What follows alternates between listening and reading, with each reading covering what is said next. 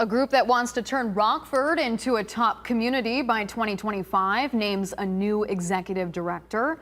Former Rockford Register star journalist Wally Haas will take over the reins of Transform Rockford. The nonprofit focuses on improving education, infrastructure, and culture.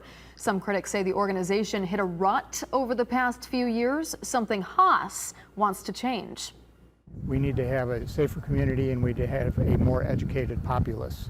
So those are goals that will take a while to attain. In the more immediate future, we're advocates of the Barbara Coleman project. You can see Barbara Coleman in the background.